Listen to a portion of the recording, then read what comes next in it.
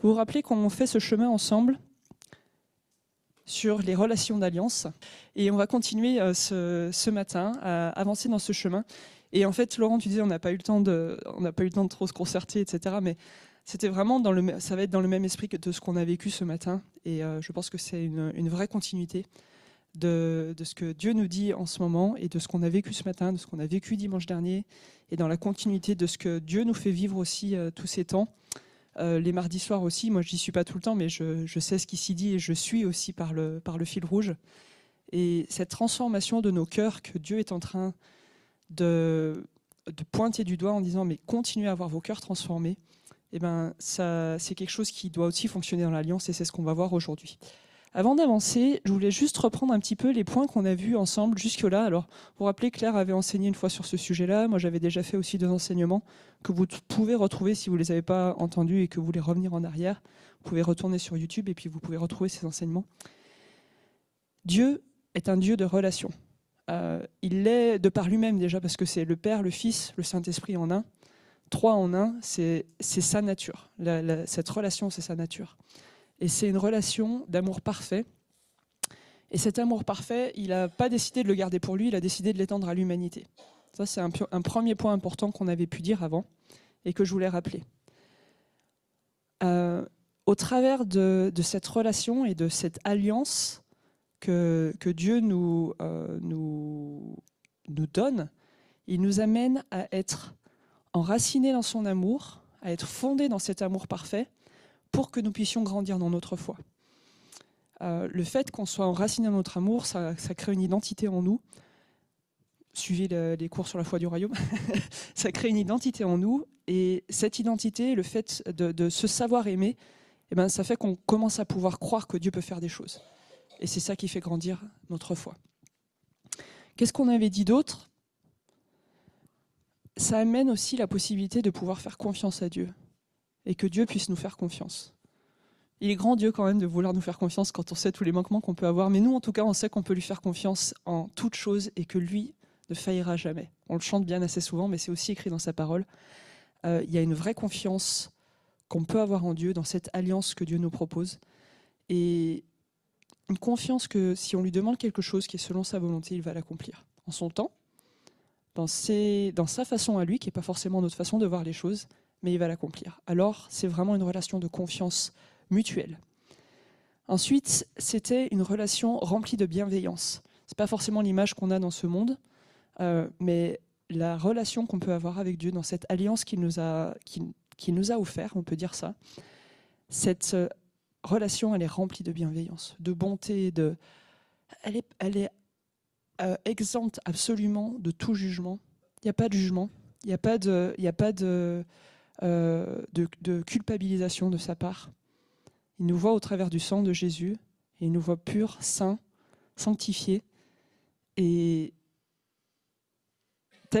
avec tellement d'amour qu'il veut déverser, de bienveillance, de bonté. Ça, c'est le contenu de cette relation, dans cette alliance.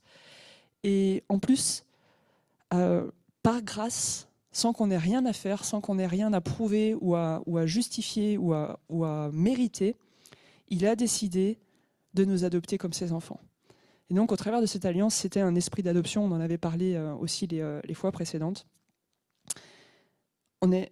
Peut-être qu'on est orphelin dans ce monde, pour certains, orphelin de père ou de mère, ou on avait des parents mais qui étaient relativement absents, donc orphelin dans la tête de toute façon. Mais avec Dieu, on a été adoptés, et c'est le meilleur père qui soit. Père et mère, j'ai envie de dire, parce que il représente tout, en fait, ce Dieu. Et c'est dans cette adoption, dans cet amour, qu'on a un sens à notre vie. C'était une des phrases qu'on avait dit, qu'on parvienne à être un dans la foi. Cette relation d'alliance, il y avait une notion d'unité et de ne faire qu'un, de ne faire qu'un seul cœur, qu'un seul esprit. Et puis ensuite, la dernière fois, on a dit que l'alliance, elle impliquait un engagement dans la loyauté et dans la fidélité. Vous vous rappelez de ce titre ? La loyauté et la fidélité. C'est tout le contraire de ce qu'on peut voir dans le monde aujourd'hui. Le mariage ne veut plus rien dire, etc. Mais c'est le modèle que Dieu veut nous rappeler et veut nous remarquer dans nos vies, marquer à nouveau dans nos vies, la loyauté et la fidélité. Dieu est un Dieu jaloux et il est jaloux d'une relation exclusive avec nous. Il veut une relation exclusive avec nous. Et s'il est jaloux, c'est parce qu'il veut protéger l'intimité qu'il a avec nous. Vous vous rappelez de ça? On en avait parlé. Et il veut vraiment approfondir cette intimité avec nous. Et dans cette alliance, il ne veut pas que cette intimité elle soit partagée avec d'autres dieux ou d'autres idoles, mais il veut être le centre de toute chose. Et c'est légitime, avec tout ce qu'il a fait, il peut être le centre de toute chose. Et enfin, dans cette relation d'alliance, pardon, ça a mis du temps à arriver, il veut, enfin, c'est au travers de cette relation d'alliance que nous pouvons sortir de l'incrédulité. Sortir du fait de ne pas croire que les choses peuvent changer. En rentrant dans l'intimité avec Dieu, en grandissant dans la foi, il y a quelque chose de nouveau qui naît en nous et qui grandit en nous, de dire mais Dieu c'est le Dieu de l'impossible, et l'impossible ça peut devenir possible. Je ne veux plus croire que l'impossible il reste impossible, mais l'impossible il peut devenir possible. Voilà, c'était un petit rappel de plein de choses qu'on a déjà vues dans l'Alliance, et on va aller un petit peu plus loin aujourd'hui, et on va parler des signes et des règles de l'Alliance. Ça veut dire quoi? Ça veut dire que dans une alliance, en fait, il y a certains rituels qui sont associés à l'alliance et certaines règles, lois, entre guillemets, qui viennent mettre des frontières ou des bornes à cette alliance pour la maintenir, justement, dans son cadre. Alors, on va regarder quelques points sur ce sujet-là ce matin. La première chose, c'est de dire que tout est contenu dans sa parole. Son alliance, en fait, c'est dans sa parole. C'est pas pour rien qu'on appelle la parole de Dieu souvent le testament ou l'alliance. On appelle ça aussi l'alliance. C'est pas pour rien parce qu'en fait, la Bible, elle rappelle tout ce que Dieu a prononcé et qu'il a promis dans cette alliance. On peut le lire dans le verset que je vais vous afficher maintenant, dans 1 Chronique, au chapitre 16 et au verset 15.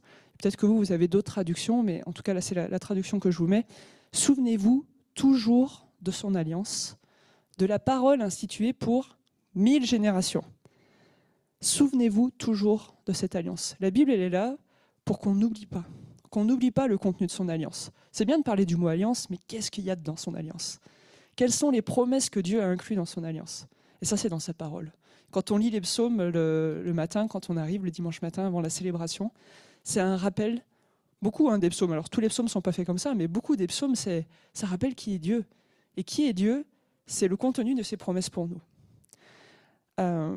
Alors c'est vraiment un rappel à la mémoire pour que jamais on oublie que Dieu est un Dieu de relation et que dans cette relation qu'il passe avec nous, il a passé une alliance et tous les mots, toutes les promesses qu'il a données, c'est ce qui rend actif cette alliance, c'est ce qui la rend effective dans nos vies. Tout ce qu'il a écrit dans sa parole, c'est pour nous. C'est oui et amen. Vous vous rappelez, on ne va pas enlever un iota de sa parole. Tout ce qu'il a écrit, c'est des promesses qui vont s'accomplir. Parfois, on est là, Dieu, je ne vois pas s'accomplir ça. Oui, mais on n'est pas dans la tête de Dieu, on n'est pas dans son cœur.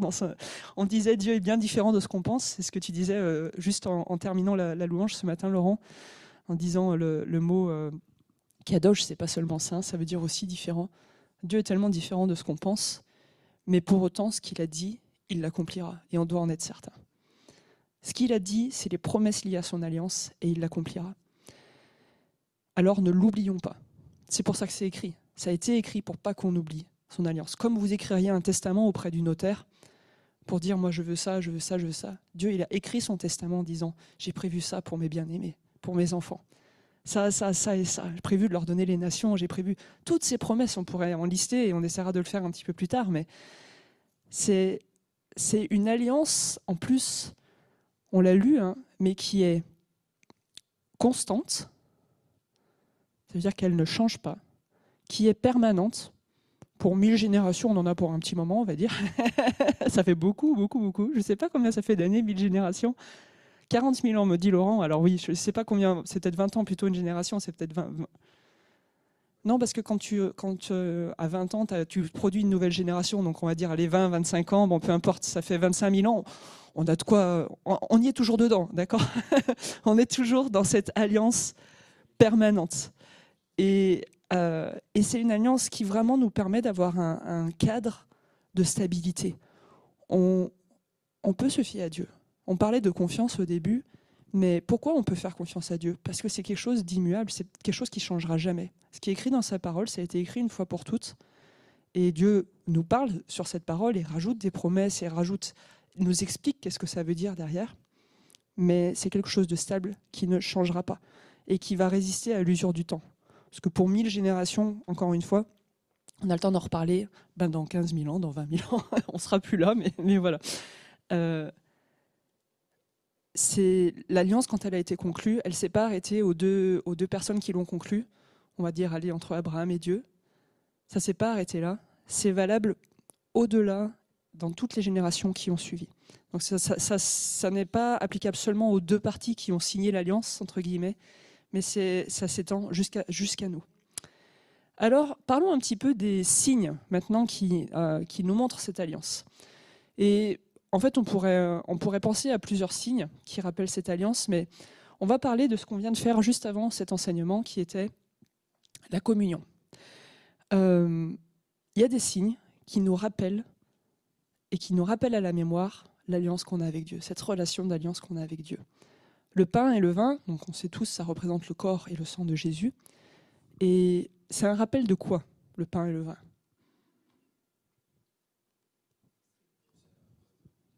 Alors, Abraham et Melchisédek, ouais, mais quand on parle du corps et du sang, t'as dit quoi, Sandrine? D'accord. Un rappel que Dieu nous nourrit, oui, ça peut être ça. Mais c'est un rappel du sacrifice de Jésus.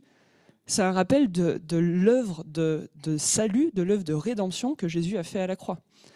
C'est quand même, en fait, le sacrifice à la croix, c'est le cœur de l'alliance de Dieu aujourd'hui pour nous, de l'alliance renouvelée, de la nouvelle alliance. Dieu il a passé une première alliance dans l'Ancien Testament, et ce n'était pas une alliance comme on peut la vivre aujourd'hui. On a une grâce aujourd'hui de pouvoir vivre une alliance où on est dans une relation directe avec le Père. Ce n'était pas le cas avant. Donc, quand on prend la communion, on rappelle que Jésus a offert son salut, un salut pour nous, pour renouveler son alliance au travers de sa mort et de sa résurrection. En soi, la communion, c'est du pain et du vin. Vous allez me dire, qu'est-ce que ça fait le pain et le vin? Ça n'a pas vraiment d'importance en soi. Le pain et le vin, bon, ça nous nourrit, comme dirait Sandrine, mais sinon, ça n'a pas de valeur en soi. La valeur, elle est dans quoi? Elle est dans le signe que ça représente, dans le symbole que ça représente. Elle reflète une vraie réalité si on prend cette communion dans le cadre de notre relation avec Jésus. Si on a une vraie relation à Dieu, alors la communion, elle va avoir un effet. Alors elle va vraiment symboliser quelque chose dans cette alliance. Elle va vraiment rappeler quelque chose et matérialiser que c'est un Dieu qui guérit, que c'est un Dieu qui nous amène la paix, que c'est un Dieu qui enlève nos craintes, tout ce qu'on peut connaître de Dieu, d'accord? Je ne peux pas le citer, c'est tellement important, mais c'est ça qu'on fait quand on prend la communion. Quelqu'un qui n'a pas la compréhension de l'œuvre de rédemption, il va juste manger du pain et du vin. Et c'est tout. Mais si on prend la communion dans cette approche de dire, dans cette compréhension de dire, mais Seigneur, tu es mort pour moi, tu es ressuscité pour moi, tu as fait une œuvre de salut, et je veux me rappeler de cette alliance, là, ça produit quelque chose. Et là, la communion, elle sert à quelque chose. Et le signe rend l'alliance effective dans ce cas-là, le symbole de ce qu'on fait. On l'a chanté ce matin, le nom de Jésus. Le nom de Jésus est au-dessus de tout.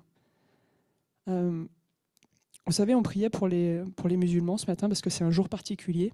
Et merci Laurent de l'avoir intégré dans ce temps d'adoration et puis Claire d'avoir suivi. Mais ils ont quelque chose dans leur cœur de dire on veut suivre Dieu.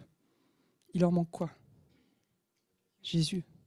Le nom de Jésus est au-dessus de toute chose. Et c'est ce qu'on prie. On prie que cette révélation du nom de Jésus vienne pour eux parce que c'est ce qui va transformer leur cœur. On avait ces témoignages qui nous viennent de là où Flo et Bruno sont, de dire mais il y a des musulmans qui aiment Dieu, qui attendent juste d'avoir une révélation qui descende. Et la révélation de l'alliance, à travers de Jésus, c'est ce qu'ils ont besoin. Et ça se passe, ça se produit. Il y a des gens qui vraiment rencontrent Jésus et on veut que ça se multiplie pour notre ville, que cet amour puisse se répandre. Amen. Donc voilà, ça c'était la communion. Et ce que je vous ai dit, juste pour le redire en une phrase, de dire le signe d'une alliance en soi n'a pas d'importance. Prendre le pain, prendre le vin, c'est du pain et du vin. il n'a de sens que s'il reflète la réalité d'une vraie relation. Si dans notre cœur on est en vraie relation avec Dieu, alors ça prend tout son sens. Et c'est pareil si on prend l'Ancien Testament, donc dans l'alliance pas encore renouvelée par le sacrifice de Jésus, le temps des sacrifices. Parlons un peu des sacrifices dans l'Ancienne Alliance. Les sacrifices en soi ne voulaient rien dire. C'était juste, j'égorge un bœuf, j'égorge un agneau, j'égorge un animal.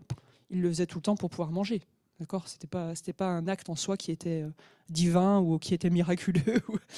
Mais à partir du moment où ils le faisaient comme une expression vraiment de l'alliance qu'ils voulaient vivre avec Dieu ou qu'ils étaient en train de vivre avec Dieu, là, ça prenait tout son sens et le sacrifice pouvait être agréé par Dieu. En dehors de ce contexte-là, ça n'avait aucun sens. Et en fait, c'est ce qu'on retrouve dans plusieurs versets, à vrai dire, mais il y a un verset qui nous en parle. Alors, c'est un petit peu. Moi, vous voyez à peu près, j'espère que vous avez tous des bons yeux. Il y a plusieurs versets, c'est pour ça qu'il fallait que ça rentre. Mais Proverbe, chapitre 21, verset 3, qu'est-ce qu'il nous dit ? Agir selon la justice et l'équité, voilà qui est pour le Seigneur préférable au sacrifice. On est dans l'Ancien Testament, d'accord ? On n'est pas dans le Nouveau Testament. Et qu'est-ce que nous dit ce verset ? Il nous dit que si le peuple d'Israël était dans une vraie relation avec Dieu, qu'il avait compris qui était Dieu pour lui, ce Dieu d'alliance, alors ça les amenait à agir avec justice et avec équité. Et alors, le sacrifice qu'ils faisaient, c'était le signe de ça. Donc Dieu, dans ce verset, il dit quoi ? Il dit, avant de venir m'offrir des sacrifices, agissez d'abord avec justice et équité. Agissez selon mon cœur, en fait. Et alors, vos sacrifices voudront dire quelque chose. Et c'est pareil aujourd'hui. Les œuvres qu'on peut faire pour Dieu, parce qu'on peut comparer ça aux sacrifices de l'Ancien Testament, les œuvres qu'on peut faire pour Dieu par amour pour Dieu, est-ce qu'on les fait comme ce rituel, il va peut-être me sauver, ou est-ce qu'on les fait parce que je veux agir de façon juste et équitable pour Dieu dans ce qui est dans ce verset, et du coup, tout ce que je fais pour Dieu, c'est un sacrifice agréable à Dieu. On peut faire la relation avec ce qu'on fait aujourd'hui. Et d'ailleurs, on peut le voir un peu plus loin dans les psaumes. Donc, psaume 51, en commençant par le verset 19, qu'est-ce qu'on y lit ? Les sacrifices de Dieu, c'est un esprit brisé, un cœur brisé, écrasé. Ô Dieu, tu ne le méprises pas. Vous vous rappelez le titre de cet enseignement ? Les relations d'alliance, un cœur brisé et contrit, je crois. Il faudrait que je reprenne ce que j'ai écrit exactement, mais ça parle de notre cœur qui doit changer, en tout cas. Et ce verset, il dit la même chose. Les sacrifices de Dieu, c'est un esprit brisé. Un cœur brisé, écrasé, ô Dieu, tu ne le méprises pas. Ça parle, c'est quoi le sacrifice ? Si le cœur est dedans, c'est un sacrifice. Si mon cœur est soumis à Dieu, alors c'est un sacrifice agréable à Dieu. Et en fait, si on va un petit peu 2 versets plus loin, on peut lire « Alors tu prendras plaisir aux sacrifices de justice, aux holocaustes, aux offrandes totales. Alors on offrira des taureaux sur ton autel. » En fait, si notre cœur est soumis à Dieu, alors les sacrifices et tout ce qu'on peut faire pour Dieu prennent tout leur sens. Le signe du sacrifice dans le cadre de l'alliance de Dieu devient quelque chose qui reflète une vraie relation avec Dieu. Comme la communion, comme on en a parlé juste avant. Ça représente vraiment une réalité intérieure et ça prend tout son sens. Ça va jusque-là, vous me suivez ? Super. Donc si, on va le conclure d'une façon différente cette partie-là, si l'attitude de cœur est juste, les signes de l'alliance, ici les sacrifices ou la communion précédemment, deviennent l'expression authentique, vraie, belle, acceptable de cette réalité. Ça représente une vraie réalité. Ouais. Prenons un autre signe de l'alliance, la circoncision. La circoncision, c'est un des signes de l'alliance que Dieu a établi entre lui et les descendants d'Abraham, donc le peuple hébreu, le peuple d'Israël. Et vous allez peut-être, les hommes ici, vous allez peut-être dire par chance, c'était pas pour nous, j'en sais rien, mais en tout cas, c'était un signe dans la chair pour dire j'appartiens à Dieu et je fais partie de cette alliance avec Dieu. C'est vrai aussi pour les fêtes de l'Éternel qu'il a établies. Ça fait partie des signes de l'alliance. Quand on célèbre chaque année, année après année, les fêtes de l'Éternel, qui sont au nombre de 3, prochainement Pâques, Pessah, ensuite Shavuot, Pentecôte, et ensuite Sukkot, la fête des tabernacles ou la fête des tentes. D'accord ? Ces 3 fêtes, c'est des convocations éternelles qui se répètent année après année et qu'on doit faire, et que l'on doit répondre jusqu'au retour de Jésus. Ça fait partie de ces signes dans l'Alliance. Et si on revient à la circoncision, c'était vraiment un signe de l'appartenance de la relation entre Dieu et le peuple et la descendance d'Abraham. C'était une circoncision physique à l'époque.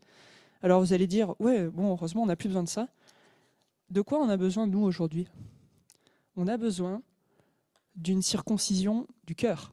Je ne sais pas si c'est mieux, parce que c'est douloureux aussi, hein, la circoncision du cœur, quand on dit, mais Seigneur, change encore mon cœur, change encore qui je suis. Enlève les parties qui doivent être enlevées pour que mon cœur puisse être vraiment rempli de ton esprit, de qui tu es, de ta nature. Eh ben, aujourd'hui, la circoncision, elle existe encore. Hein. Détrompons-nous. Je ne veux pas vous faire peur, mais la circoncision, elle est toujours là, et elle est la circoncision du cœur. Elle est encore plus importante. De toute façon, c'était déjà écrit dans l'Ancien Testament.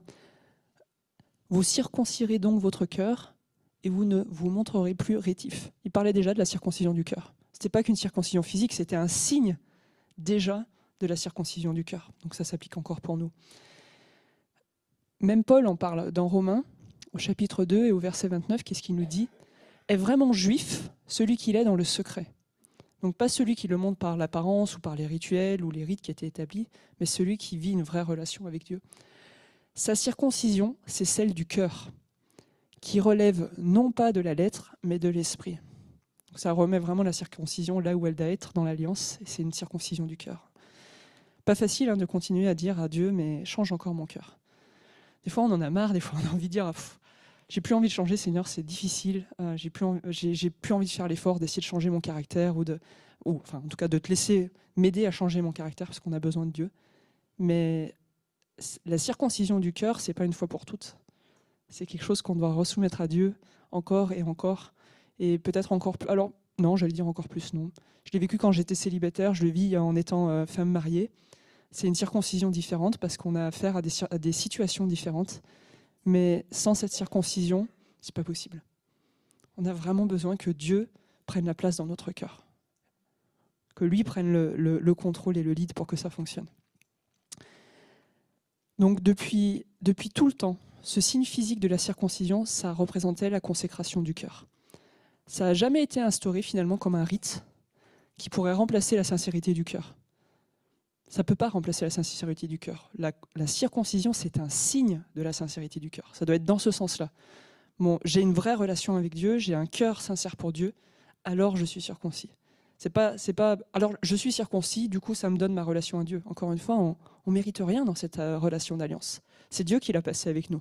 Vous vous rappelez avec Abraham, il l'a endormi et il est passé entre les animaux, il a coupé les animaux en Dieu, et Abraham, il n'était pas là. Il a fait l'alliance, il a signé l'alliance tout seul, Dieu.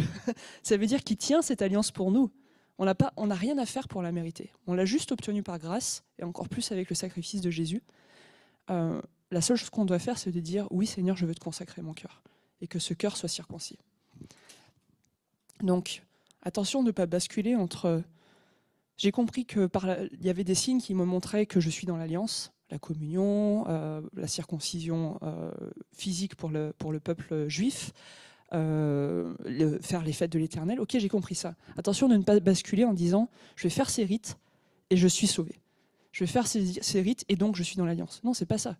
Je suis dans l'alliance, je suis adopté par Dieu et donc je réponds à tout ça. Les signes extérieurs, je vais les montrer parce que je fais partie du cœur de cette alliance. C'est dans ce sens-là. Okay, donc, c'est la différence entre une vraie relation, une sincérité de cœur et une religion, finalement, avec des rites qui pourraient être des rites hypocrites. Alors, les gens ne le font pas forcément de façon hypocrite, mais à partir du moment où on fait un rite pour essayer de gagner l'approbation de Dieu, ce n'est pas du tout dans le cœur de ce que Dieu avait prévu. D'accord ? Paul, il nous met en garde de ne pas transformer une relation de cœur avec lui, une relation spirituelle, en une forme de rituel superficiel. C'est ce qu'on lit dans le verset qu'on vient de lire. Celle du cœur qui relève pas de la lettre, mais de l'esprit. La lettre, ça serait quoi ? Ça serait le rituel. Et dans l'esprit, c'est la relation de cœur. Okay, c'est la différence entre les deux. Si on pense qu'on peut gagner l'approbation de Dieu en accomplissant certains rituels, on a perdu les fondements de ce que signifie vraiment l'alliance qu'il a conclue avec nous, qui est basée sur l'amour avant toute chose. Je le rappelle, je l'ai redit en introduction, mais je le redis ici. C'est basé sur son amour inconditionnel. Et donc, les signes de l'alliance ont pour but d'exprimer l'amour que l'on porte à Dieu. Ils ne sont pas des rites superficiels qui mènent à la mort spirituelle. Ils sont quelque chose qui exprime quelque chose de vivant, une relation vivante. Alors parlons de cette alliance renouvelée. Et on va lire pour ça, c'est marrant parce que, c'est marrant, on connaît tous ce verset. Il n'a pas été écrit dans le Nouveau Testament, ce verset, il a été écrit dans l'Ancien Testament. C'est-à-dire que l'Ancien Testament parlait déjà de la nouvelle alliance à venir quand le Père déverserait son esprit après le sacrifice de Jésus. Et dans ce verset, on peut lire, mais voici, donc Jérémie 31-33, pardon, voici l'alliance que je conclurai avec la maison d'Israël. Après ces jours-là, je mettrai ma loi au-dedans d'eux. Je l'écrirai sur leur cœur. Je serai leur Dieu et eux, ils seront mon peuple. Quand je lis ce passage, je l'écrirai sur leur cœur, ça me fait penser quelque part un tout petit peu à la circoncision. Parce que graver quelque chose sur le cœur de quelqu'un, ça peut faire mal. C'est pas recommandé, comme dirait Laurent, mais c'est gravé sur notre cœur. Ça veut dire que c'est imprimé dans notre chair. Je graverai ma loi au-dedans d'eux. Je graverai mon cœur, mon alliance, je graverai le contenu de tout ce que je suis dans leur cœur. Et comme c'est gravé, une fois que c'est gravé, on ne peut pas l'enlever. Bon, il y a des techniques aujourd'hui pour enlever les tatouages, mais on ne parle pas de ça, d'accord? Là, on parle de... Vraiment, Dieu, il l'a gravé. Ça veut dire c'est là et c'est établi. Il a gravé sa relation dans notre cœur. C'est quand même ce verset, on le lit un peu à la légère parce qu'on le connaît par cœur, en tout cas, c'est mon cas parfois, mais c'est un verset qui est tellement puissant. C'est le verset qui passe de l'ancienne alliance, où la loi, c'était des tables de la loi, où il fallait essayer de suivre cette loi, et c'était impossible. Où maintenant, la loi, elle est gravée dans mon cœur, et Dieu m'aide à la suivre et à l'accomplir.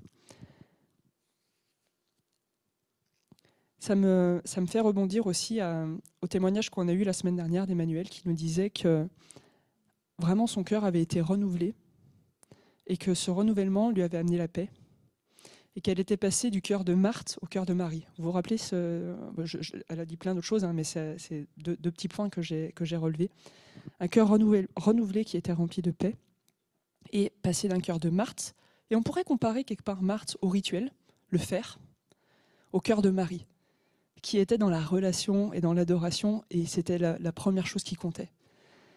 Ce cœur sur lequel Dieu a gravé, sur lequel Dieu a écrit, c'est ce cœur transformé en cœur de Marie qui peut l'adorer et en cœur rempli de paix, rempli de sa joie, rempli de tous les fruits de l'esprit qu'on peut lire dans Galates 5. Et c'est au travers du sacrifice de Jésus que Dieu nous a permis de pouvoir avoir ce changement de cœur, de pouvoir rendre ce verset effectif. Le sacrifice de Jésus et le fait qu'après il ait déversé son esprit sur nous. S'il y en a parmi nous qui ne sont encore pas baptisés de l'esprit, il faut prier. Il faut demander à Dieu que cet esprit il tombe sur vous, qu'il vous remplisse. Ça fait partie des promesses de la tout début du vie d'un croyant. On ne peut pas vivre sans avoir le Saint-Esprit en nous, pour nous conduire et pour nous rappeler justement cette alliance qu'il a écrite sur nos cœurs. Avec ce changement de cœur, ce qui n'était pas possible avant le devient. Moi j'aime bien ça, c'est ce qu'on a chanté ce matin. Dieu, c'est un Dieu complètement différent, un Dieu de l'impossible. Ce qui n'était pas possible avant le devient. Et notre attitude de cœur peut radicalement changer pour nous permettre de demeurer fidèles à Dieu, à Jésus. C'est qui Jésus? C'est notre époux. Dans la nature, je vais être fidèle à mon époux et c'est une décision. Avec Dieu, on doit aussi avoir cette décision et avant, ce n'était pas possible. Avant le sacrifice de Jésus, être fidèle à Dieu, c'était impossible. La loi, elle était là pour montrer que par nous-mêmes, par nos actes, on ne pouvait pas. Elle était là pour montrer qu'on ne pouvait pas la suivre, cette loi. C'était impossible de suivre tous les commandements. À un moment donné, on allait les transgresser de toute façon. Et c'est pour ça que Jésus, il est arrivé. Jésus, il est arrivé, il a dit, maintenant, moi, j'accomplis la loi pour vous parce que vous n'arrivez pas à l'accomplir. Je le fais pour vous. Et parce que je fais ça, et que je transforme votre cœur et que j'écris, je grave cette alliance sur votre cœur, maintenant ça devient possible pour vous d'être fidèle à moi, d'être fidèle à moi, votre époux, en tant que vous, Église, son épouse. Et vous, les hommes aussi, son épouse.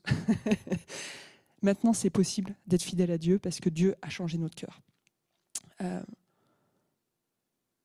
Alors, restons dans cette relation d'alliance qu'il a instaurée à la croix. Et toutes les lois et les règles de l'Ancien Testament, vous savez qu'elles n'ont pas été éliminées. Dieu, il n'a pas dit maintenant j'annule les lois. Il n'a pas dit ça, il a dit j'accomplis. Il a accompli la loi. Il ne l'a pas annulée. Donc, ce qui était écrit comme des règles logiques, des bonnes règles dans l'Ancien Testament, elles sont toujours valables. Mais aujourd'hui, Dieu nous aide à les vivre d'une façon avec son esprit et en comprenant le cœur qui est derrière et pas la lettre, entre guillemets. Mais finalement, ces règles, elles sont aussi nécessaires pour préserver les bonnes relations d'alliance, pour préserver, dans le cadre de l'alliance, la confiance, on en a parlé, la fidélité, l'amour, les choses qui sont le comportement qui est la base de la relation de l'alliance. Les règles, elles sont là pour les préserver. Et il y en a des règles, des nouvelles règles. Vous vous rappelez, Jésus, il a dit, vous avez appris, tu ne tueras pas ton père, ton prochain, enfin peu importe. Il a dit, moi je vous le dis, tu ne feras pas ça, mais au-delà, aimez votre prochain comme vous-même. Dans l'Ancien Testament, je ne sais plus le verset, je suis désolé, c'est un peu d'approximation, mais c'est tu aimeras ton Dieu de tout ton cœur, de toute ton âme. Et Jésus, il dit, oui, ça c'est toujours valable, mais maintenant je rajoute une pile. Non seulement tu aimeras Dieu, mais tu aimeras ton prochain comme toi-même. Ça veut dire que la nouvelle alliance, l'alliance renouvelée, elle est encore plus dure à accomplir. Si on veut le faire par nos propres forces, mais parce que Dieu, il nous a donné son esprit, parce qu'il a fait tout ce qu'il a fait à la croix, et ben avec lui on peut.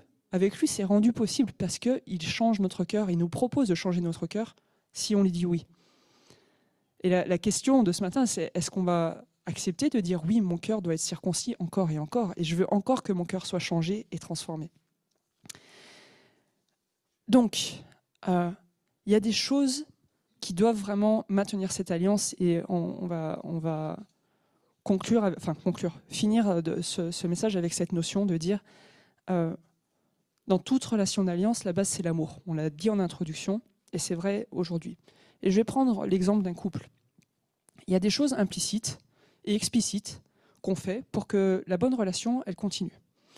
Comme, par exemple, alors, si mon mari participe aux tâches ménagères, eh ben moi, ça me rend heureuse.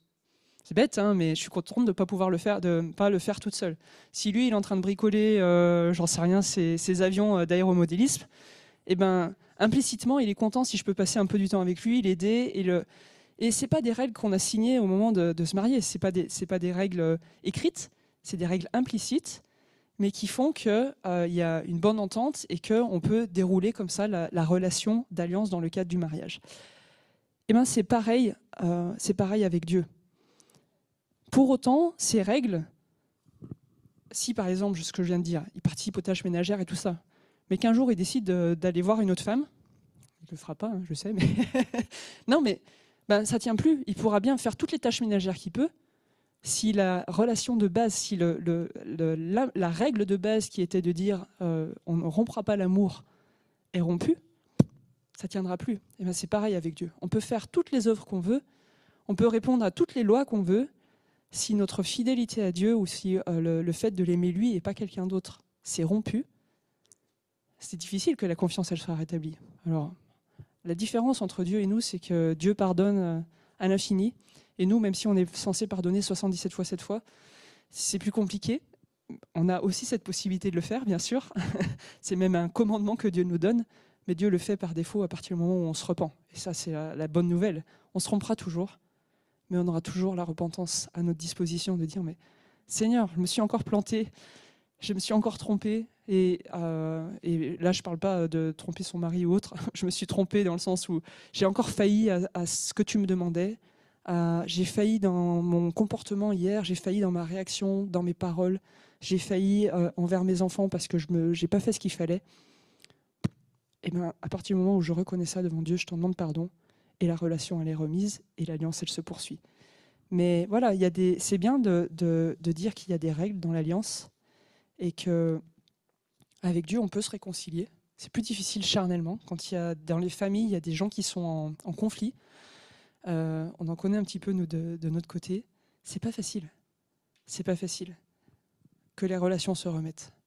Et vous savez, c'est pas facile avec Dieu non plus, en vrai, parce que lui, il voudra toujours remettre la relation. Mais le problème, c'est notre cœur de notre côté qui s'endurcit.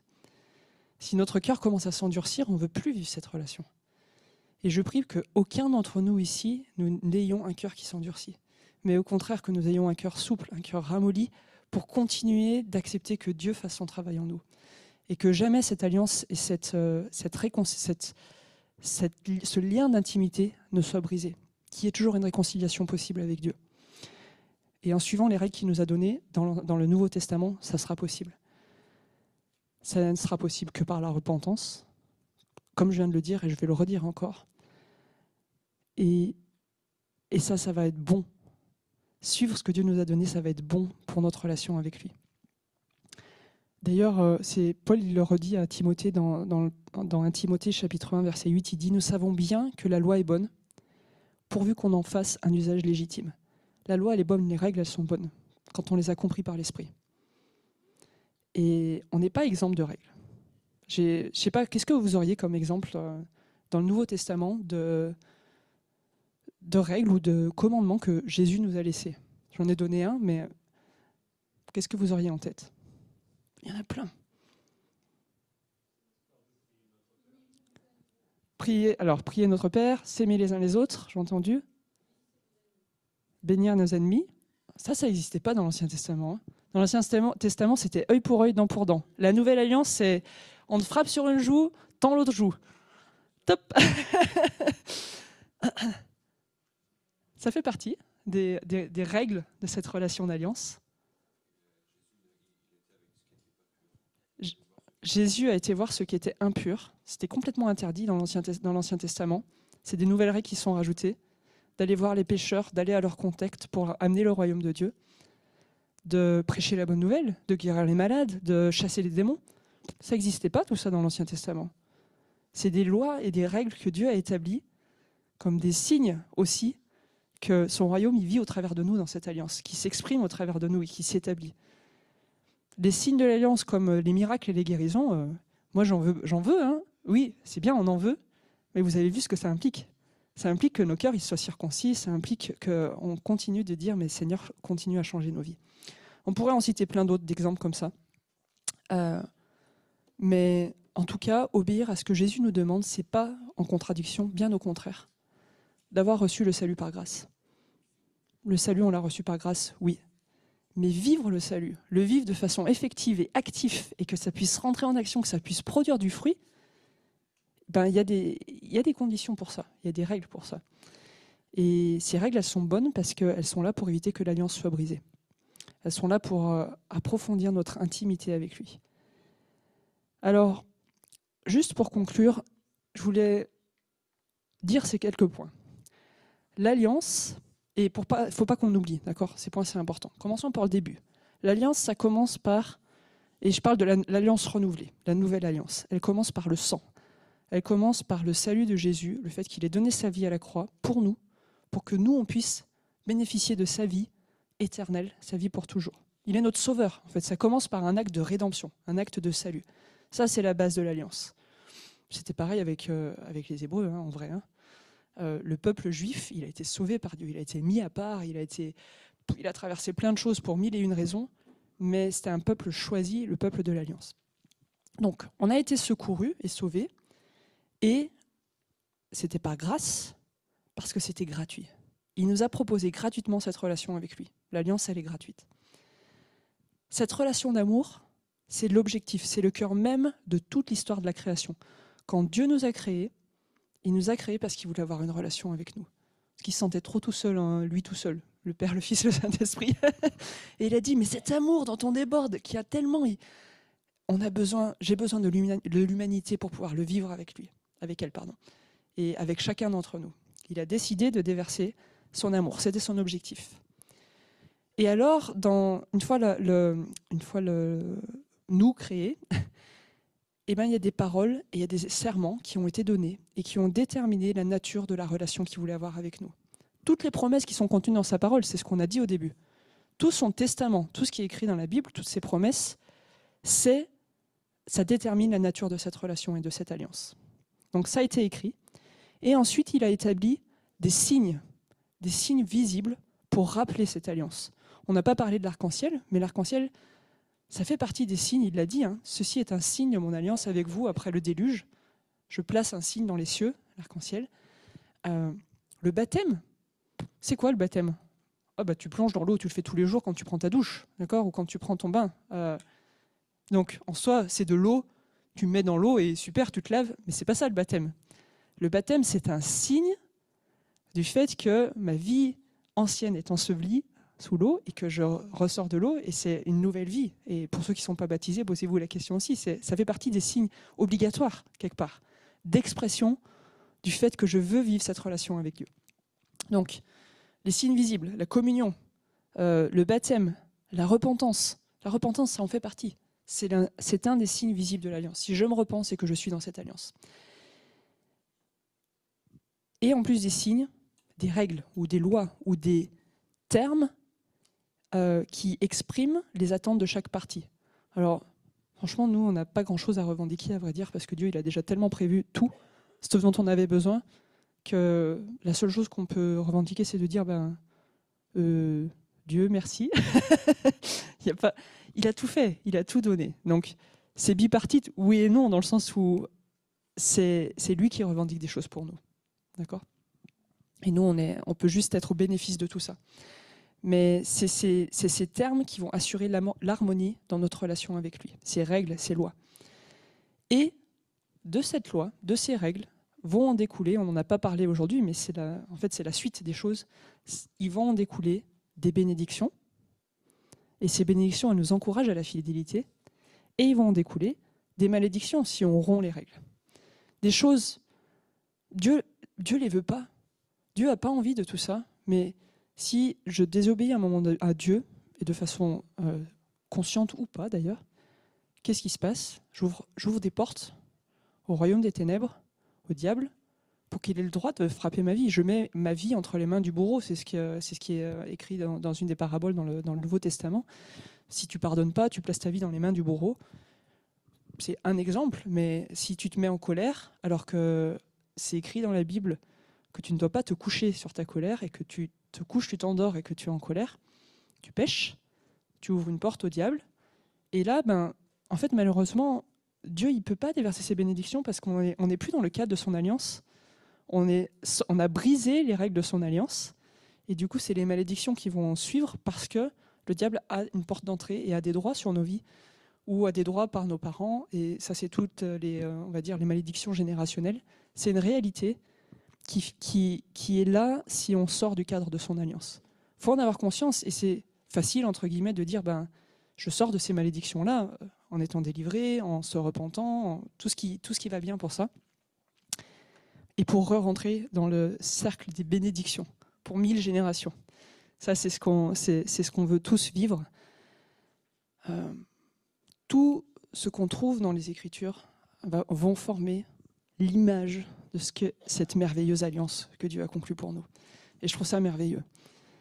Et Dieu est là pour nous aider, par son Saint-Esprit, par par les enseignements qu'on peut avoir ensemble, par le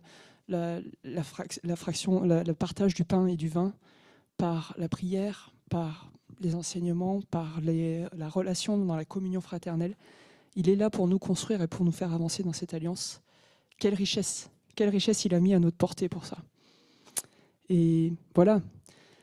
Seigneur, moi je prie qu'on continue encore et encore de désirer avoir ce cœur circoncis devant toi, ce cœur soumis à toi, brisé devant toi, pour que tu puisses continuer à nous transformer et continuer à nous faire rentrer dans le bénéfice complet de ce que tu as promis dans cette alliance, de toutes tes paroles que tu as mis dans ta parole, qu'elles soient disponibles pour nous, parce qu'on a un cœur disposé pour ça, parce qu'on a un cœur et un esprit disposés à ce que tu vives en nous, à ce que tu agisses au travers de nous. Je veux faire cette prière pour moi, mais vous pouvez la faire pour vous aussi, de dire, mais Seigneur, encore une fois, je veux te soumettre mon cœur. Et si vous êtes d'accord, vous pouvez répéter ces paroles. Je veux te soumettre mon cœur. je veux te soumettre ma vie et mon esprit. Sois au contrôle.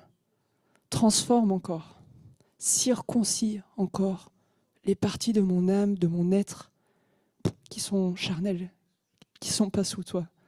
Circoncis, Seigneur. Enlève les choses qui ne sont pas selon ce que toi tu vois, selon ta conception, pour que ton royaume grandisse en moi et qu'il grandisse au travers de moi pour les autres. Pour que je sois au bénéfice de tes bénédictions et que je sois une source de bénédiction pour les autres. Amen. Amen.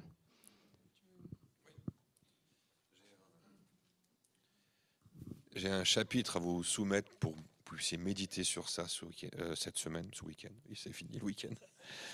C'est fini.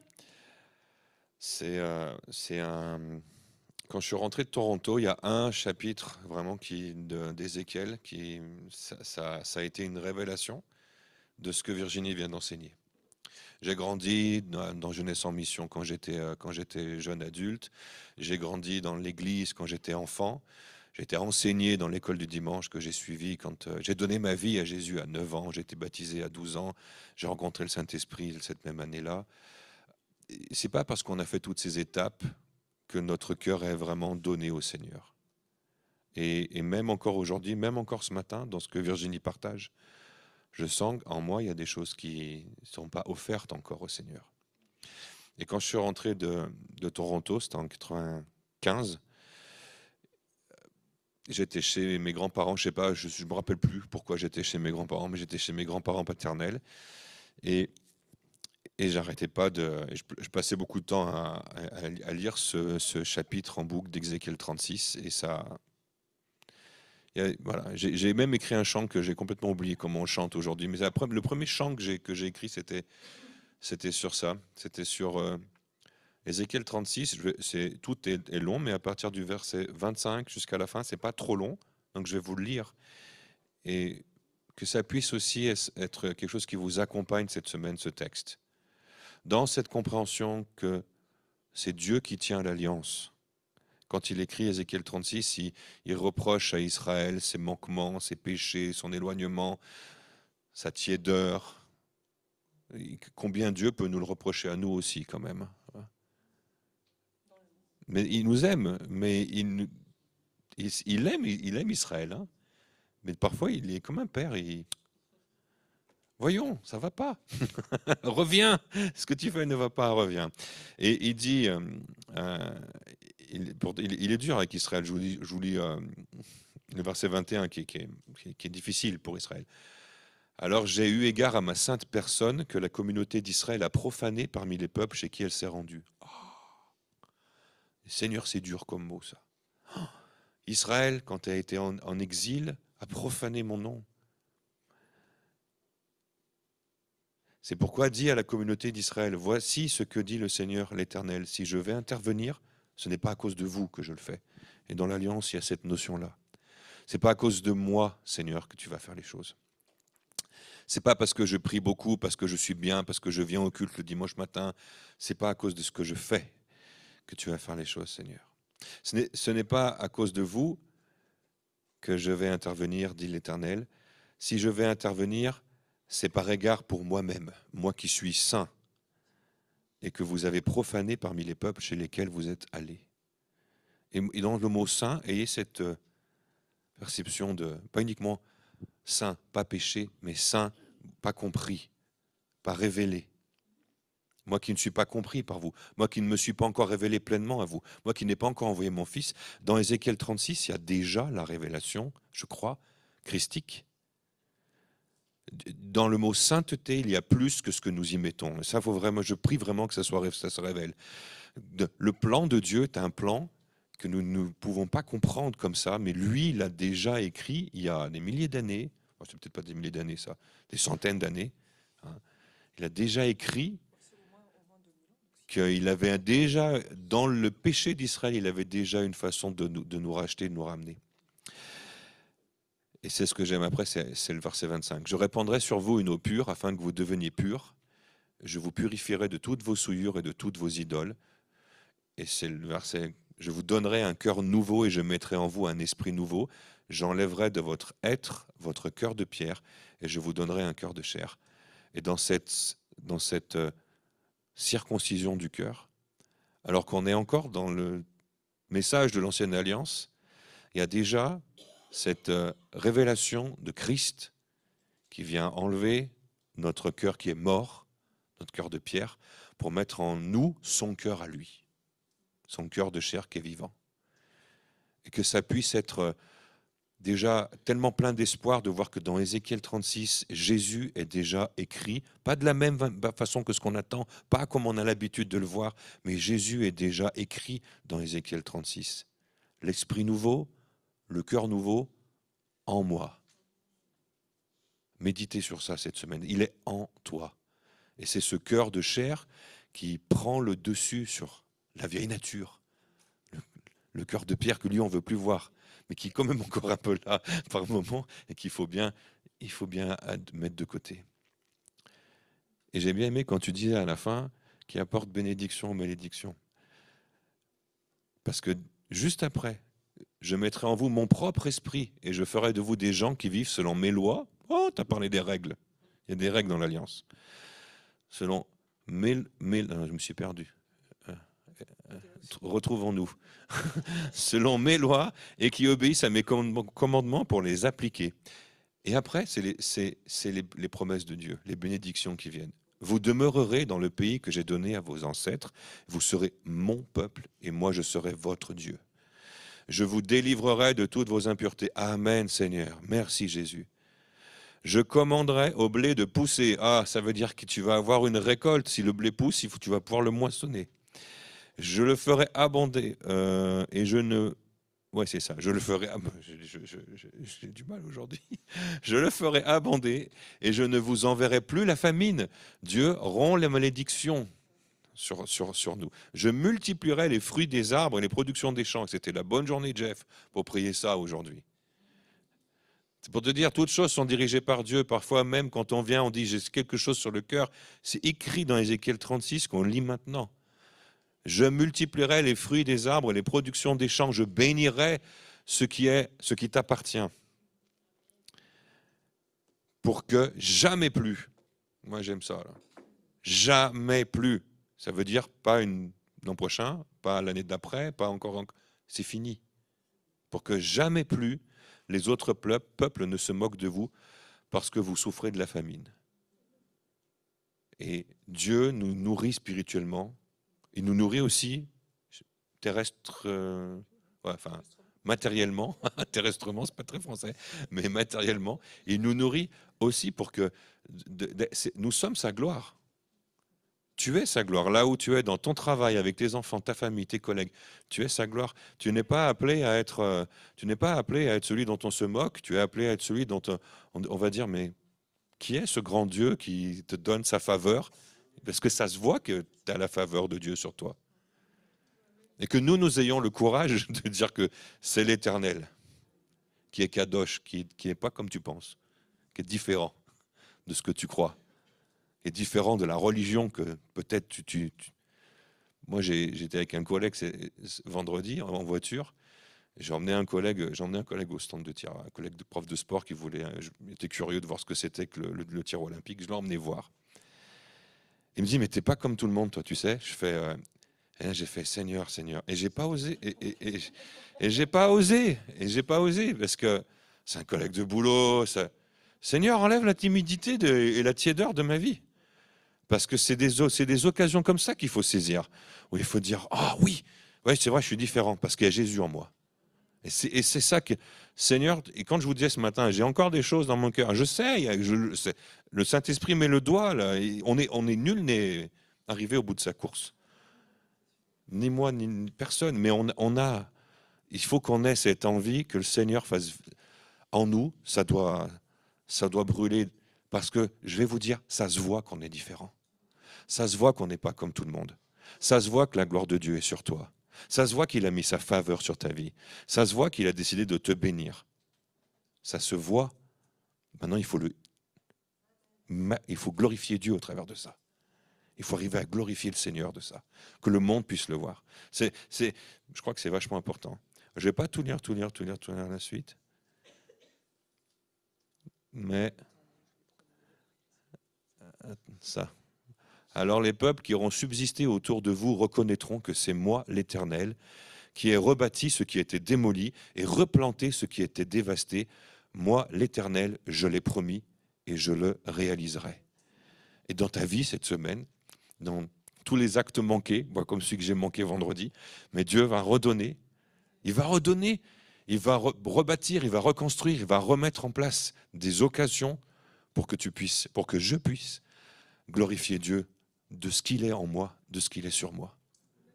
Et qu'on puisse partir cette semaine dans le monde, toucher nos frères, nos sœurs, nos amis, nos voisins, toute cette communauté musulmane sur Saint-Étienne qui cherche Dieu de tout son cœur, et qu'on puisse aussi leur dire, mais Dieu t'attend, il veut mettre sa faveur sur toi, il veut révéler sa gloire sur ta maison, pour que tu puisses amener, toi aussi plus tard, la révélation du Fils aux autres. Moi je prie que ça brûle en nous, cette envie de ce courage, parce que moi je suis lâche en fait. C'est ça, la lâcheté, c'est de pas assumer que oui, je suis pas comme tout le monde, mais je suis pas comme tout le monde parce que Jésus est en moi. Je suis pas comme tout le monde parce que moi je suis différent. Ça c'est de l'orgueil, mais je suis différent parce que Jésus, c'est Dieu qui fait que je suis pas comme tout le monde. Et si tu vois quelque chose de différent, c'est pas moi que tu vois, c'est Christ que tu vois. Et dans l'Église, c'est facile de le dire, mais je prie qu'on ait l'audace, qu'on ait la ferme assurance de l'amener dans le monde, parce que c'est ce monde qui a besoin. Ce monde, il a besoin de ça. Il a besoin de nous. Voilà. On ne va pas refaire toute l'histoire, mais ce matin, vraiment, qu'on puisse partir dans nos familles, dans nos collègues cette semaine, avec cette assurance que Dieu va nous donner des... Seigneur, aide-moi. Dis avec moi, Seigneur, aide-moi. Seigneur, aide-moi. Seigneur, amène-moi à être courageux. Amène-moi à être fort. Amène-moi à assumer qui tu es. Je ne veux pas avoir honte de l'évangile. Je ne veux pas avoir honte de Jésus. Je veux vraiment être un disciple. Et amen et soyez bénis pour ce dimanche.